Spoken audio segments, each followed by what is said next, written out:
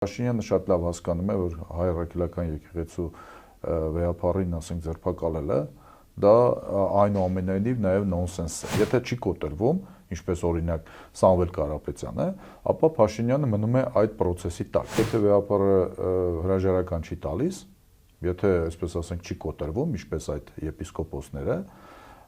ապա ես կարծում եմ Փաշինյանի համար բավականին լուրջ ճգնաժամ է դա։ Իրեն հաջողվել է այնուամենայնիվ վարկաբեկել եկեղեցին, դա կարմիր գիծ է, մեր հասարակության,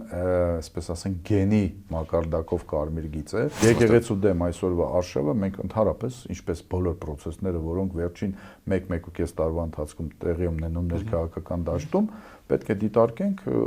ընտրությունների տրամաբանության մեջ։ Փողոցը եւ ընտրական process-ները իրենք պետք է զուգորդվեն։ Փաշինյան եկեղեցի հակամարտությունն ամենայն հավանականությամբ մոտենում է հանգուցալուծման։ Որոշ արքեպիսկոպոսների քայլերը դրա բաղադրիչն են։ Բարև ձեզ, ես Արկադի Գրիգորյանն եմ, կիզակետում այսօր ինչ սպասել, ով կհաղթի, եւ արդյոք Փաշինյանին հաջողվեց վարկաբեկել ու թուլացնել եկեղեցին։ Քաղաքագետ Վիգեն Հակոբյան, բարի գալուստ կիզակետ։ Շնորհակալ եմ հրավերն ընդունելու համար։ Հենց դրանից սկսենք, երեկվա թարմ, ինչպես է գնահատում հենց երեկվա կատարվածը, երբ 8 բարձրաստիճան հոգևորական Փաշինյանի մոտ էին կառավարությունում, ինչը ընդամենը օրեր առաջ գրեթե ֆանտաստիկայի ժանրից կարելի էր համարել, նստած էին մի սեղանի շուրջ ու նաև դրան գումարած 3 տարածված ֆոն ստեղծեց նամակը, որ այդպես էլ չհասկացանք ով էր գրել, ինչու էր գրել։ Սա ինչ է նշանակում այս երեկվա, ինչ փուլում է Փաշինյանի արշավը եկեղեցու դեմ։ Ես կարծում եմ մի քանի փուլ է անցել Փաշինյանի արշավը, բայց հիմնական նպատակը ես կարծում եմ Փաշինյանը ոչ թե ուզում է, ինչպես մի պահ կար, ասենք, նույնիսկ խոսում էին կաթողիկոսի ձերբակալման մասին, ես կարծում եմ Փաշինյանը ուղղակի իր սովորական աշխատավոճն է կիրառում, նաև տվյալ պարագայում հայ առաքելական եկեղեցու նկատմամբ փորձում է, այսպես ասենք, ճնշման միջոցով, ճնշման սպառնալիքի միջոցով կամ ուժ կիրառելու, եթե կարելի է այսպես ասել, միջոցով սակարկություններ սկսել։ Այսինքն Փաշինյանը շատ լավ հասկանում է, որ հայ առաքելական եկեղեցու վեհապարին, ասենք, ձերբակալելը, դա այնուամենայնիվ նաև նոնսենս է ընդհանրապես։ Այսինքն գուցե դա կարմիր գծեր չեն նույնիսկ Հայաստանի Հանրության համար, բայց այնուամենայնիվ դա նոնսենս է եւ դա դրա հետևանքները եւ դրա շուրջ ձևավորվող գործընթացները անկանխատեսելի են այնուամենայնիվ։ Հանրության մեջ դրսում, հանրության մեջ դրսում, որովհետեւ այնուամենայնիվ հայ առաքելական եկեղեցին, երբ մենք ասում ենք դա կայացած ինստիտուտ է, դա կայացած ինստիտուտ է նաև արտաքին աշխարհի համար եւ մեծ ազդեցություն ունի բավականին շատ process-ների վրա եւ բավականին լուրջ հեղինակություն եւ քաշ ունի նաև եկեղեցական համայնքում։ Ճնշում ասելով ի՞նչ նկատի եք։ Շանտաժ, այսինքն ու այդ 8-ը ինչ են այդտեղ հայտնվել, օրինակ։ Խոսքը տվյալ պարագայում բնականաբար, երբ ես ասում եմ ճնշում կամ ուժի սպառնալիք, դա նշանակում է շանտաժ։ Ընդհանրապես Փաշինյանի ոճն է այդպիսի։ Փաշինյանը շատ դեպքերում, երբ որևէ մեկին սկզբից այդ սպառնալիքն է հնչում, այդ թվում նաև կոմպրոմատների ճնշումն է միացվում, կոմպրոմատները սովորաբար ինչ-որ մի տելեգրամյան ալիքում դա տրվում է, հետո իրենց ընտանեկան թերթում դա որպես փաստ է ներկայացվում, հետագայում դրանով զբաղվում են քննչական մարմինները եւ այլ եւ այլ։ Ընդհանրապես իր ոճն է այդպիսի, ինքը փորձում է ճնշման միջոցով ստիպել, որպեսզի իր հետ սակարկեն այն թեմաների շուրջ, որը իրեն հետաքրքրում է։ Եթե դա ստացվում է, եթե այսպես ասենք ճնշման օբյեկտը կոտրվում է եւ փորձում է կոմպրոմիսների գնալ, գործարքների գնալ, ապա դա ըստ էության վերում է նրան, որ Փաշինյանը իր նպատակին հասնում է։ Եթե չի կոտրվում, ինչպես օրինակ Սամվել Կարապետյանը, ապա Փաշինյանը մնում է այդ process-ի տակ։ Հիմա ես բազմաթիվ անգամ ասել եմ, որ ասենք նույն Սամվել Կարապետյանի պարագայում Սամվել Կարապետյանը չկոտրվելով եւ գործարքների չգնալով Նիկոլ Փաշինյանի հետ գլխացավանք է դարել Նիկոլ Փաշինյանի համար, որովհետեւ Նիկոլ Փաշինյանը չգիտի ինչ անի հիմա Սամվել Կարապետյան գործոնի հետ։ Տվյալ պարագայում հիմա եթե խոսում ենք եկեղեցու մասին եւ առավելևս վեհապարի մասին, ապա այստեղ նույնն է, այսինքն տարիներ շարունակ ես կասեի նույնիսկ 2018 թվականից սկսած հիշում եք, արշավ էր սկսվել 18 թվականին նոր նոր Հայրապետ, նոր Հայաստան եւ այլ, այն ժամանակ չստացվեց, բայց դա չէր նշանակում, որ այս թեման Նիկոլ Փաշինյանը փակել էր իր համար։ Ուղղակի այն պահին էր սպասում, երբ արտաքին ազդակները, արտաքին պահանջները եւ իր ցանկությունները եւ իր ծրագրերը եկեղեցու հետ կապված համադրվեցին իրար, որովհետեւ ես կարծում եմ այստեղ ակնհայտ է, որ այն ինչ հիմա տեղի ունենում հայ առաքելական եկեղեցու շուրջ, դա նաեւ արտաքին լուրջ պատվերի շրջանակում է տեղի ունենում։ Հա, դուք էլ եք այդ կարծիքին։ Իհարկե։ Ավելի ում պատվերի։ Ընդհանուր առմամբ հայ առաքելական եկեղեցին դա արժեք է, դա ինստիտուտ է, դրա մասին էինք խոսում քիչ առաջ, այսինքն ինստիտուտ է, որը որ այլընտրանքային կարծիք է արտահայտում այն քաղաքականության շուրջ, որը վարում է Հայաստանի այսօրվա իշխանությունը։ Ի վերջո պատահական չի, չէ, որ Շվեյցարիայում կայացած հայտնի համաժողովից հետո, եկեղեցական համաժողովից հետո, որտեղ վեհապարը բարձրացրեց ցեղասպանության հարցը եւ Արցախում տեղի ունեցածի հարցը, այսինքն բռնաճնշումների այդ եւ այլը 150,000 արցախցիների տեղահանման հարցը, էթնիկական զտման հարցը, դրանից հետո բառացիորեն մի քանի օր հետո այն էլ Փաշազադեի եւ այլ նմանատիպ, ասենք, գործիչների ելույթներից հետո սկսվեց այս արշավը ընդհանուր առմամբ։ Այդ իսկ պատճառով ես կարծում եմ Փաշինյանը իհարկե ծրագրում էր, որ վեհապարը Գարեգին II ինքնակամ ինչ որ մի եղանակով անվանենք սա հրաժարական կտա, բայց դա տեղի չունեցավ։ Եվ մնաց հիմա դարձավ Սամվել Կարապետյան 2-ը մոտավորապես, թե դառնում է։ Սամվել Կարապետյան 2 չի դառել, որովհետև ձերբակալված չէ, բայց հիշում եք, որ ժամանակ առ ժամանակ դրա մասին խոսվում էր։ Ասվում էր, որ ընդհանուր մինչև ձերբակալում կարող է լինել, ձերբակալում, կալանավորում եւ այլը եւ այլը։ Բայց կա այդ սցենարը ըստ ձեզ դեռ պահում են, կանեն։ Ես կարծում եմ դա Նիկոլ Փաշինյանի համար այնքան էլ ընդունելի սցենար չի, որովհետեւ դա որևէ արդյունք չի տալիս։ Ինքը ամեն ինչ անելու է, որպեսզի ամեն ինչ ինքնակամ, այսպես ասենք, պարտադրված ինքնակամ լինի։ Եվ եթե տվյալ պարագայում անկախ նրանից թե քանի եպիսկոպոս, այսպես ասենք, կանցնի Փաշինյանի կողմը, տվյալ պարագայում կարելի է երևի այդ բառը ասել կդավաճանի վեհապարին, եթե վեհապարը հրաժարական չի տալիս, եթե այսպես ասենք չի կոտրվում, ինչպես այդ եպիսկոպոսները, ապա ես կարծում եմ Փաշինյանի համար բավականին լուրջ ճգնաժամ է դա։ Ինչպես հիմա այդ պարագայում, ինչպես բանի պարագայում Սամվել Կարապետյանի դեպքում։ Այսինքն դուք կարծում եք, որ այդ 8-ի թիվը չի աճի, թե եթե անգամ աճի էլ, այդ 8-ը ընդհանրապես ինչի է, իրենք կարող է իրենց ամեն մեկը իրենց կաթողիկոսեր պատկերացնում, թե ուղղակի տարբերակ չունեն, շանտաժի տակ էին ուղղակի։ 8-ն էլ կարող է աճել, կարող է դառնալ 18 էլ եւ այլ, այստեղ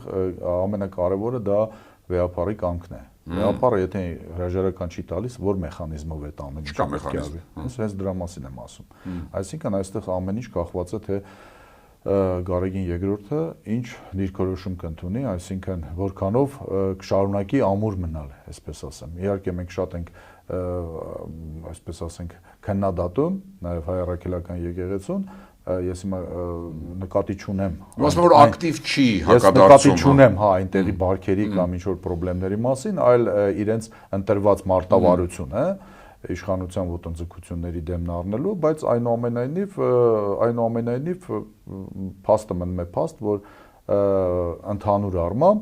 ստրատեգիական առումով այսօրվա հայ առաքելական եկեղեցու այն վերնախավը, որը համախմբված է վեհապարի շուրջ, իրենք այնուամենայնիվ դեռևս ամուր են, գոնե այս պահի դրությամբ, եւ դա է, որ մեծ խնդրեմ է առաջացնում Նիկոլ Փաշինյանի համար։ Ի վերջո այս եպիսկոպոսների հետ հանդիպումը, եպիսկոպոսների գրված ստորագրված նամակները համոզված եմ իրենք չեն գրել, այլ ստորագրել են, ընդհանուր առմամբ ի վերջո դա նույնպես ճնշման բավականին լուրջ մեխանիզմ է, այդ թվում քարոզչական ֆոն ստեղծելու առումով, այս առումով։ Այնպես որ ես կարծում եմ շատ բան կախված է հիմա վերնախավից, որը որ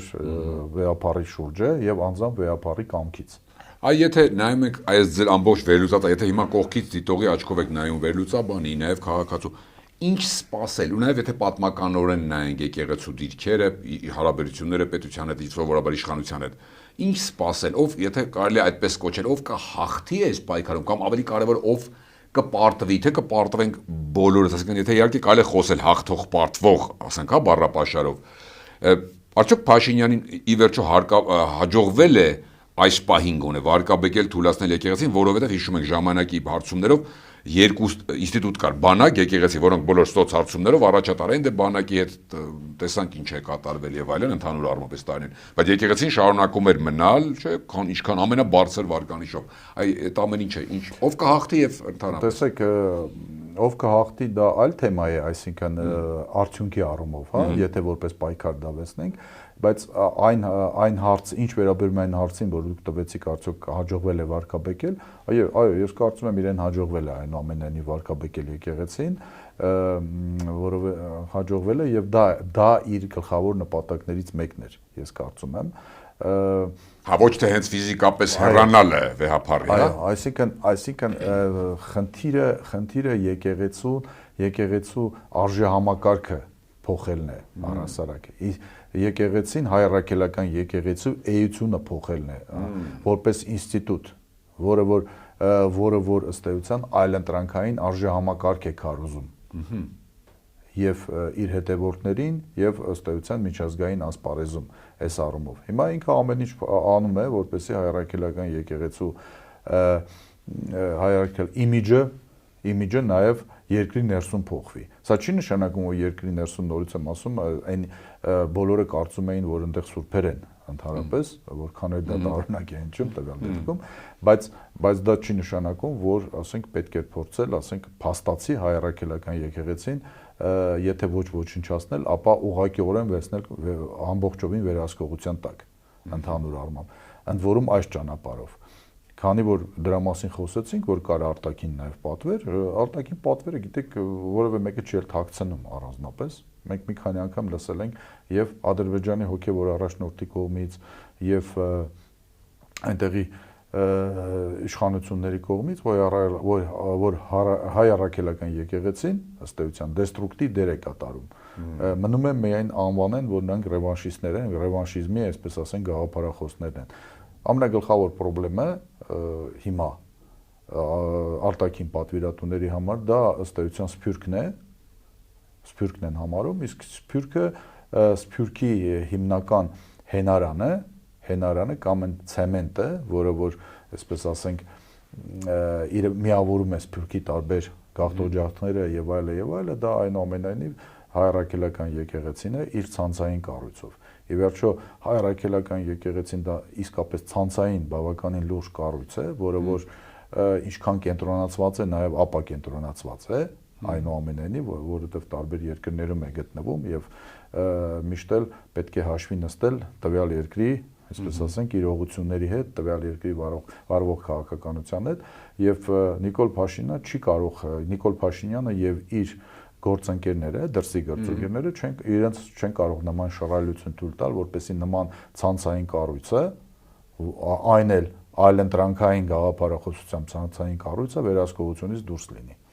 Ինչու՞ի մասին էլի խոսենք, բայց այստեղ մի փոքր շեղում ենք եկնության, որ բայց ինչ եք կարծում կամ կանխատեսում բառը չեմ օգտագործում։ Այս իր ամբողջ գործիքակազմով ինչը կիրառում է Փաշինյանը հաջողի հասնել դրան, այն ինչը որ դուք ասում եք, ասենք, եւ վեհապարի հեռացման եւ իր ավելին խորքային նպատակին։ Եթե վեհապարը ըստ էության ինքնակամ չհեռանա, հա, նույնիսկ եթե ասենք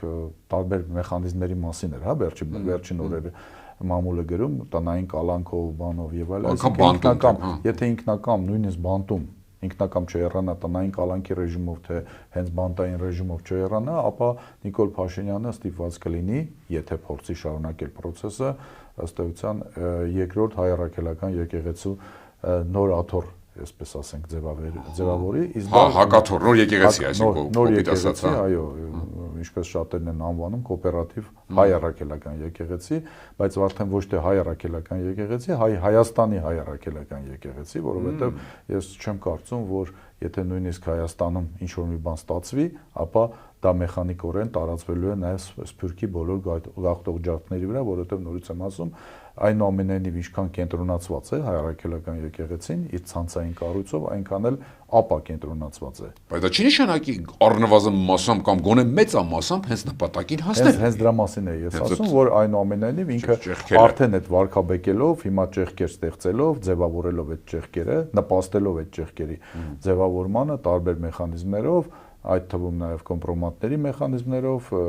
որի արտացոլում է Արշակ Սրբազանի դեմ այդ կամպանիաներ, որը մենք տեսանք, ես կարծում եմ նաև նույն կոմպրոմատների մեխանիզմով այդ չեմ պնդի, որ բոլոր 8-ին կամ այնտեղ ինչքան էին չեմ հիշում արդեն ստորագրածներին են բերել, հա, ես կարծում եմ այդ մեխանիզմով ինքը փորձել է ըստ էության վարկաբեկել այդ կառույցը, հիմքեր ձևավորել, որպեսզի բացատրի թե ինչու է ինքը այս արշավը հակաեկեղեցական արշավը անում, ի վերջո իրենք անընդհատ դրան մասին են, չէ՞, պնդում, որ ոչ մի հակաեկեղեցական արշավ չկա, սա շատ կոնկրետ, այսպես ասենք, հոգևորականների դեմ է, որոնք այս պայդրությամբ, այսպես ասենք, հա, դա մեր գործը չի, իբր սրբապղծությամբ են զբաղվում։ Իսկ ազդել է ձեր կարծիքով, ցեք հասարակությունը, քաղաքական դաշտ, եթե մի կողմ դնենք ընդդիմադիրների գրառումները եւ այլն, մի տեսակ пассив չէ, այսինքն արդյոք հասարակությունը չպետք է գնար հավատավոր հոտ հավաքվեր մայրաթորի շուրջ, բազմաքանակություն, կարող է արդեն այդ խայծը կուլ են տվել, հավատաց, այս մի քանի այդ բաները ազդել են արդեն։ Գիտեք, այս անտարբերությունը, որի մասին դուք խոսում եք, ինքը որքանով տարածվում է մայրաթորի վրա, մայրաթորի շուրջ։ Կներեք, սա էլ հոր նախկինները չեն, որ ասում են երկրորդ նախագահին չենք սիրում, երրորդին չենք սիրում, իր միտինգին չենք գնա, չենք ընտրի եւ այլ, այս ուրիշ պատմություն է։ Իհարկե, մենք կարող ենք արձանագրել, որ հոծ բազմություն առանձնապես չկա եկեղեցուն պաշտպանելու առումով կամ մայրաթորը պաշտպանելու առումով այսօրվա, բայց մենք չենք տեսնում, որ նաև կա որոշակի հոծ բազմություն այն կողմում, այսինքն Նիկոլ Փաշինյանի կողմում, այսպես Նիկոլ Փաշինյանի, ասենք, մենք պատարակներում դա տեսնում ենք ընդհանրապես եւ ոչ միայն պատարակներում, այլ նաև հանրային տիրույթում, ասենք, ինչ է տեղի ունենում։ Բայց սա նշանակում է, որ այն որոշակի հանրային անտարբերությունը, որ կա երկրի նկատմամբ, որ մենք տեսնում ենք հասարակության մոտ,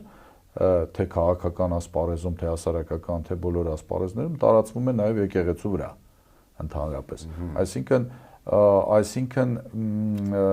ցավոք սրտի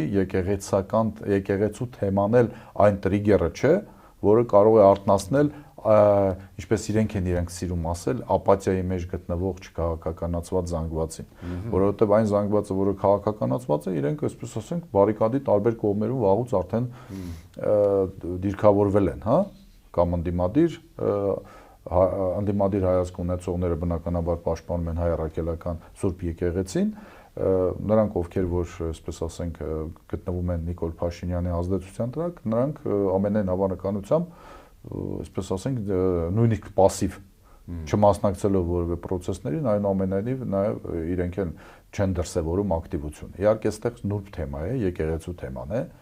Տրիգեր չի էլ դառնա, պարոն Հակոբյան, ինչ եք կարծում, եթե այսպես երկար շարունակվի, այսինքն ավելի ուժեղ տրիգեր, քան քաղաքական։ Դժվար է միանշանակ ասել, դժվար է, որովհետև այնուամենայնիվ դա կարմիր գիծ է, մեր հասարակության,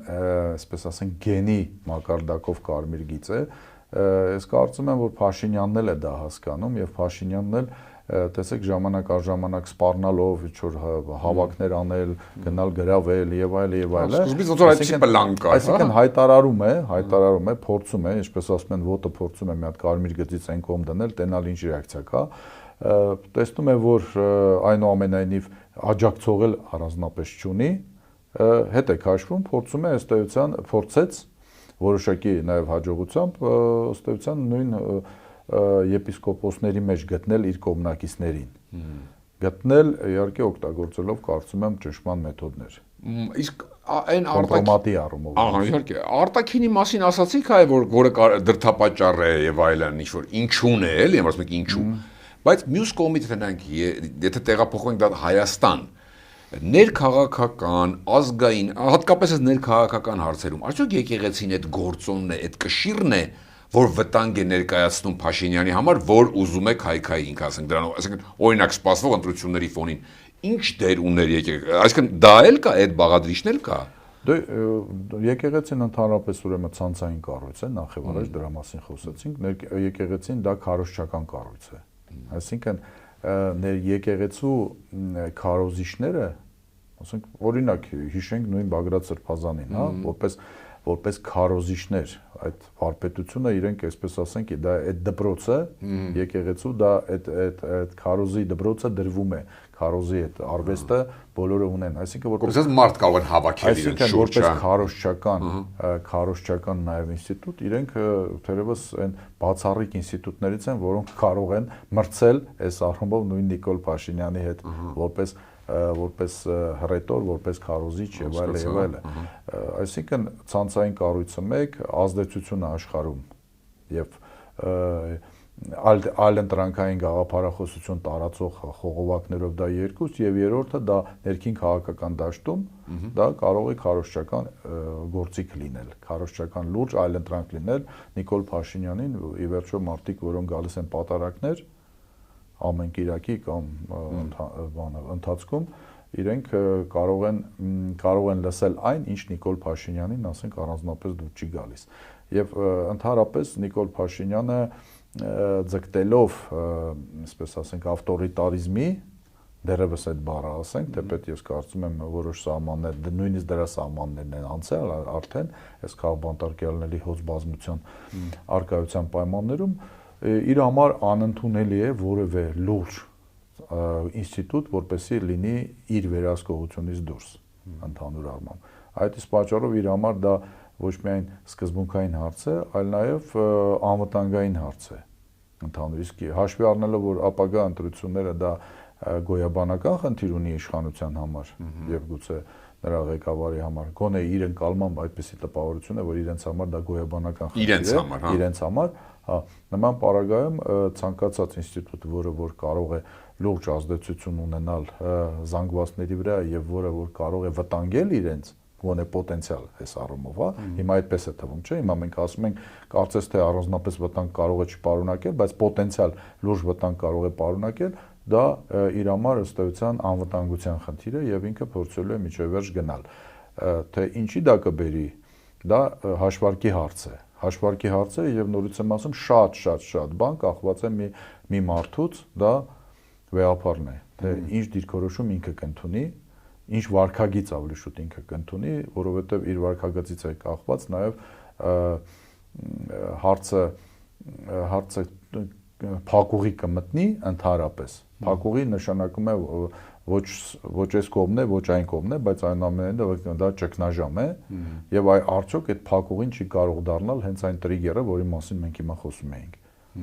Այսինքն ճիշտ է, հասկացած որ ընտրությունների նախաշեմին ոչ քաղաքական կառույց եկեղեցին հայ առաքելական Փաշինյանի համար իր մտածողությամբ ավելի մեծ վտանգ է ներկայացնում, քան այս քաղաքական ուժերը նորաստեղծ, հին եւ այլն, այսինքն ավելի մեծ պոտենցիալ վտանգ տեսնում է այդտեղից, պարզ է ոչ ուղղակի է մասնակցելու եկեղեցին, բայց ընդհանուր եկեղեցին, չակերտավոր ինքը կարող է պարտվել եկեղեցուն 26 թվին, հա, ճիշտ եմ հասկանում ձեր գիտեք, ես կարծում եմ ոչ տեղ այսպես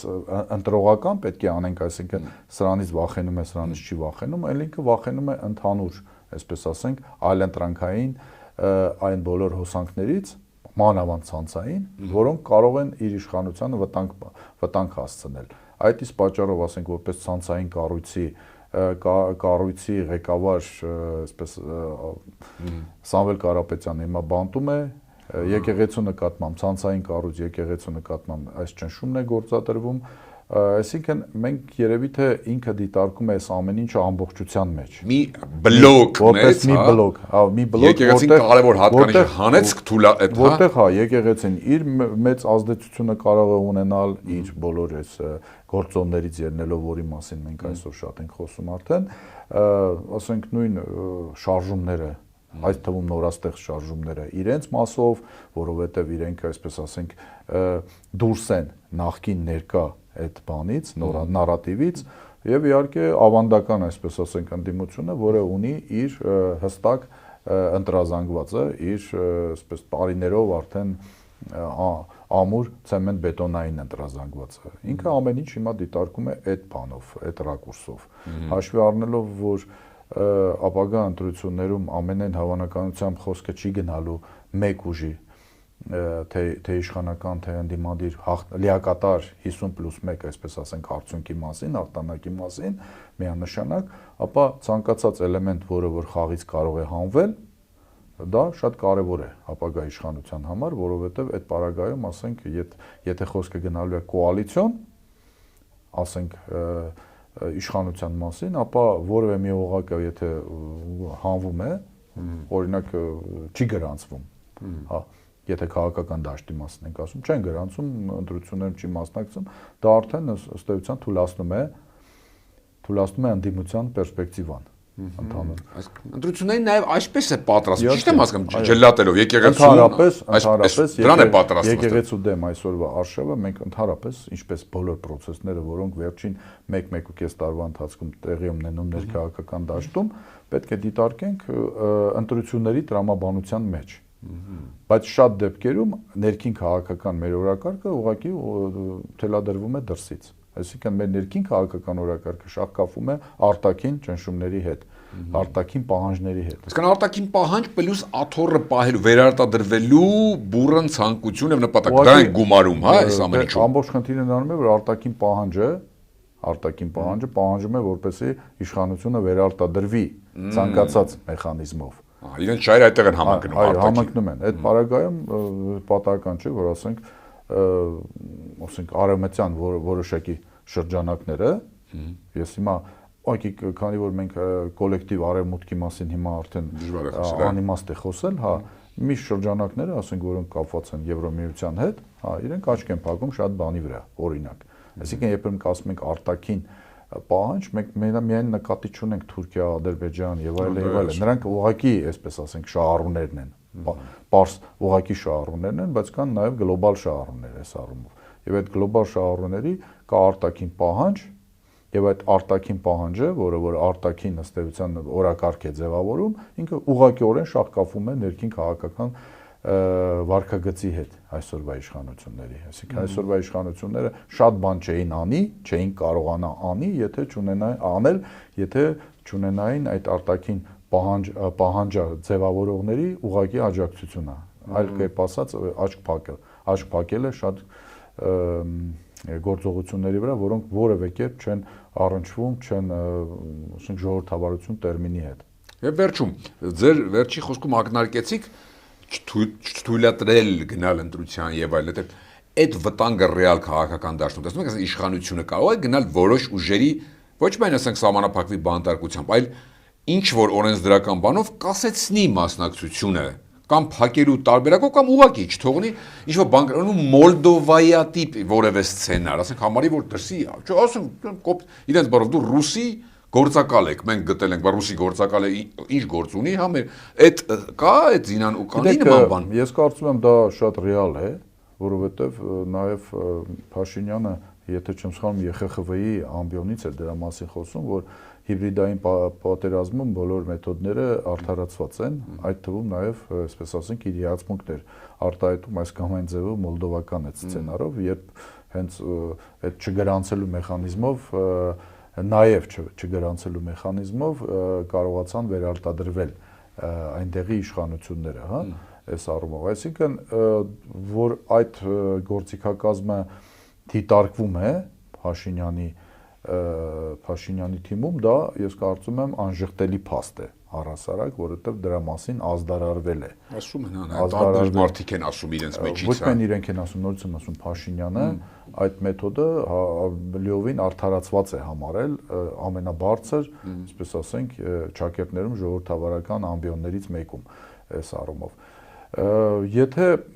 գիտեք, ընդհանրապես ընտրությունները դա պրագմատիկ հաշվարկ է այնուամենայնիվ։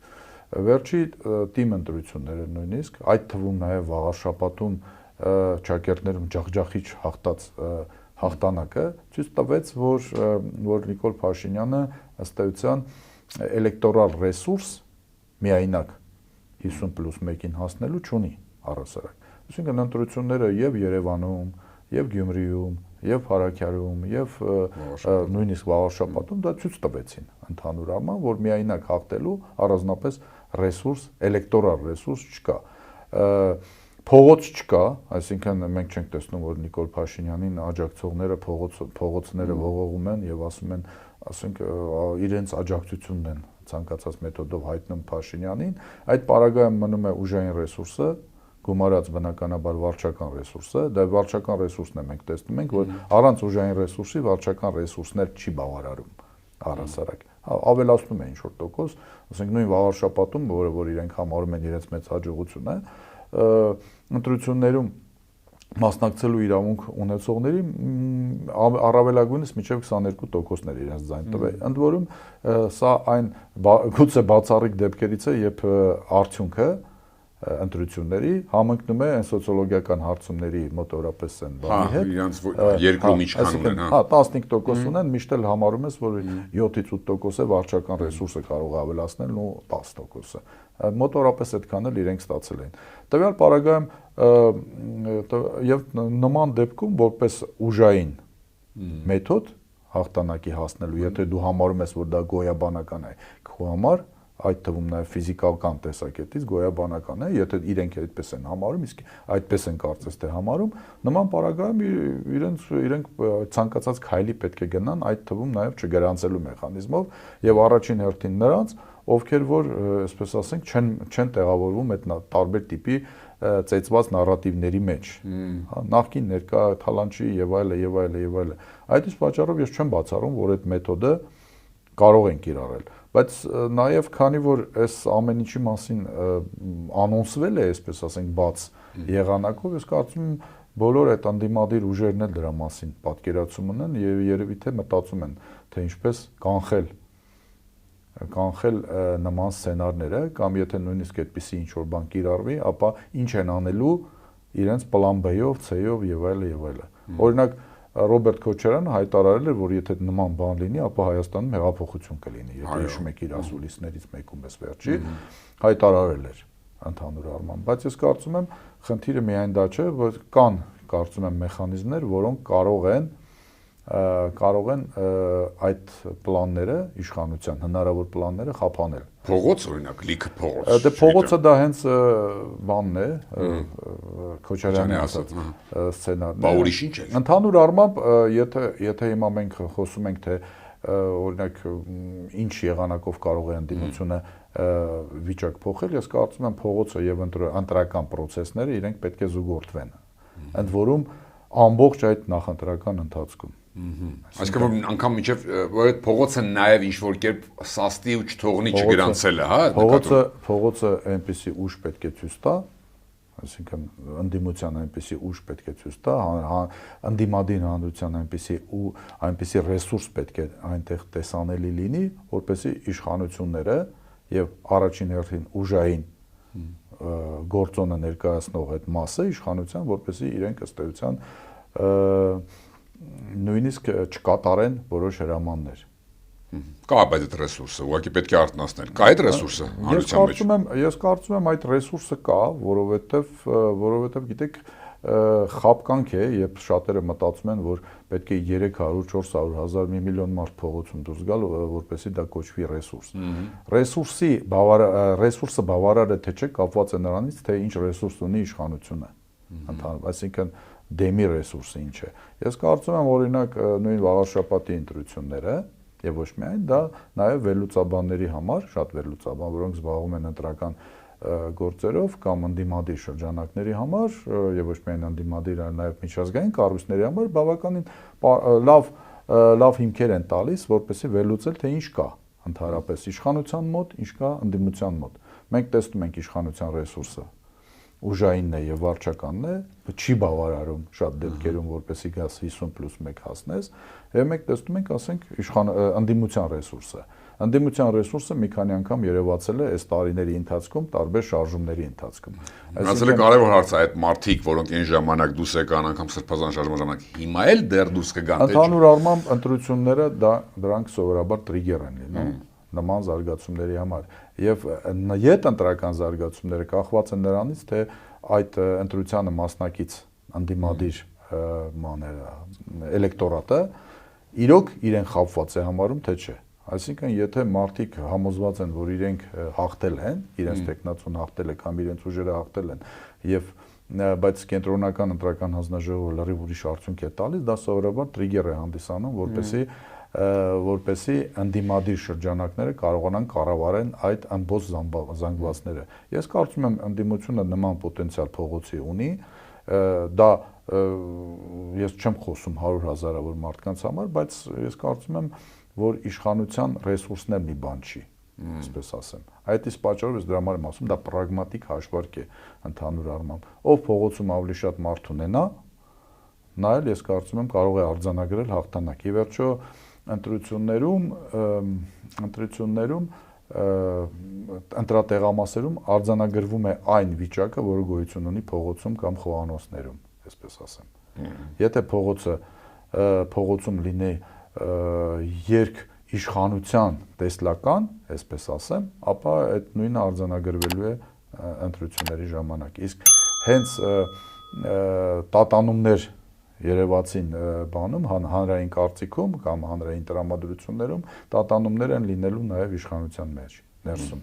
առաջին հերթին ուժային կառույցներում։ Շատ շնորհակալ եմ։ Ես եմ շնորհակալ։ Հիշեցնեմ, Կիզակետում այսօր քաղաքագետ Վիգեն Հակոբյանն էր, Կիզակետի թողարկումներն ուշադրել տեսանյութեր դիտելու համար առաջարկում եմ բաժանորդագրվել մեր YouTube-յան ալիքին։ Կհանդիպենք։